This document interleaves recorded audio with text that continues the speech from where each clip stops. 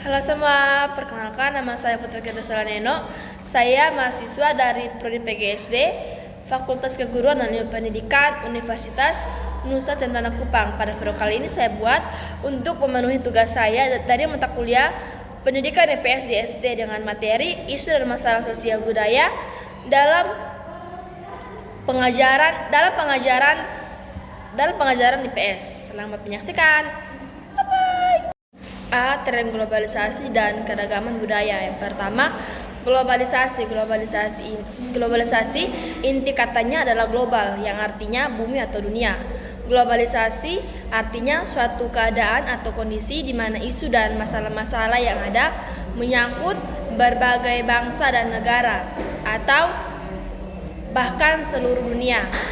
Pengertian lain berasal dari kata global yang bermakna keseluruhan. Pendidikan global adalah salah satu sarana agar siswa mengerti bahwa mereka adalah bagian dari masyarakat dunia. Sekalipun demikian tidak berarti harus mengingkari dirinya sebagai warga dari sebuah bangsa. Ciri isu-isu dan masalah global. Yang pertama, ruang lingkupnya bersifat transnasional.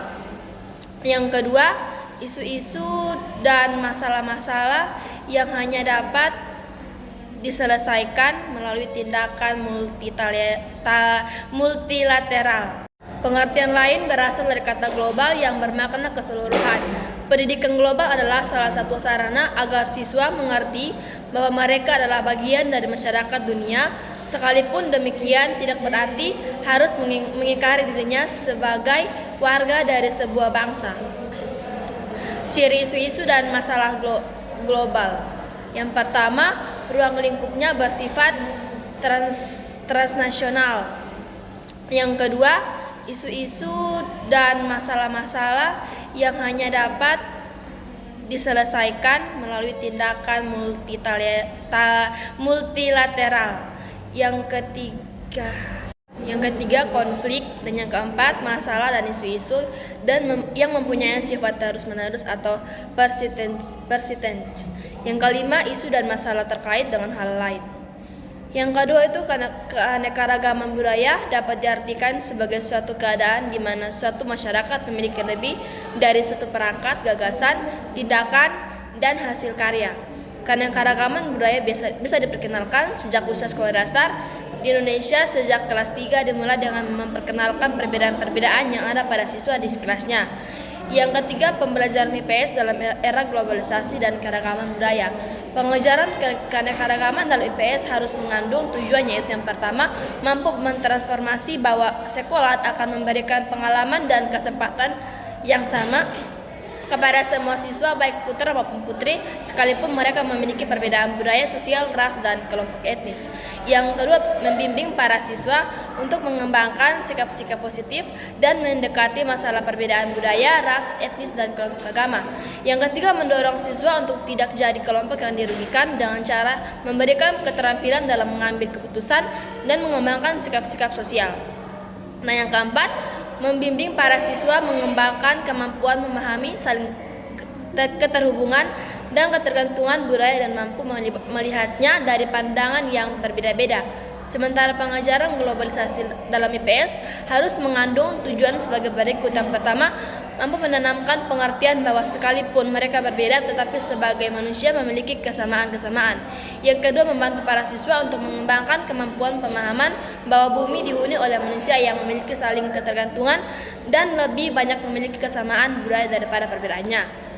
Yang ketiga, membantu para siswa memahami kenyataan bahwa ada masalah-masalah yang dihadapi bersama.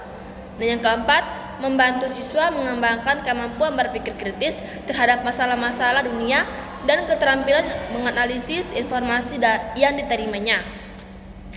Selanjutnya yaitu B, mengenai masalah-masalah lingkungan dan pendidikan lingkungan dalam pembelajaran IPS SD.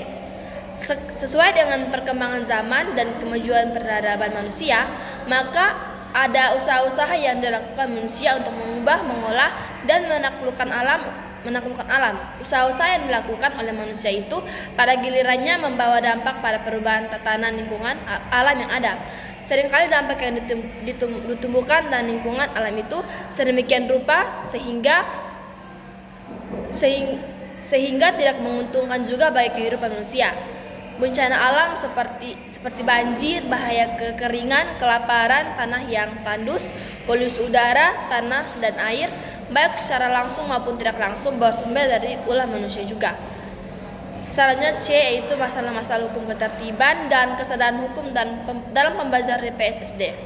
Masalah-masalah hukum adalah suatu keadaan yang memperlihatkan ketidakselarasan antara kepentingan satu individu atau kelompok dengan individu atau kelompok lain yang ditandai adanya pelanggaran terhadap tatanan hukum yang berlaku.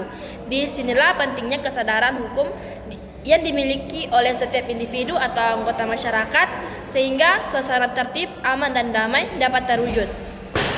Di dalam menanamkan dan mendistribusikan nilai-nilai yang terkandung dalam aspek-aspek hukum diperlukan suatu sarana atau cara yang efektif.